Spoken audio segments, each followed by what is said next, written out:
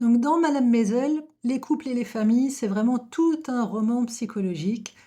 On est sur la fin de notre mini-série d'analyse des personnages parce qu'au-delà de l'histoire en elle-même, au-delà, du stand-up et des petites prises de position pour le féminisme, contre les lois raciales et cetera, c'est surtout les personnages eux-mêmes et leurs liens, la manière dont ils interagissent les uns avec les autres qui est vraiment intéressante.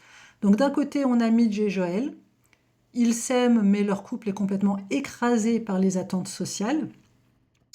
Ensuite, on a Midge et Suzy, qui se représentent plutôt une famille choisie, qui est basée sur la complémentarité. On a les parents Westman, les parents de Midge, qui représentent la rigidité des convenances et de ce qu'il faut faire pour être bien perçu par la communauté. Et de l'autre côté, on a les Maisel, donc les parents de Joël, qui sont dans la fusion étouffante, une absence totale d'intérêt pour ce que les autres pensent d'eux. C'est vraiment la représentation du trop de famille. Donc chaque relation, elle illustre une tension qu'on connaît tous, le besoin d'appartenance d'un côté et le besoin de liberté de l'autre. Et Midge, mais pas qu'elle, mais surtout elle, elle incarne cette quête.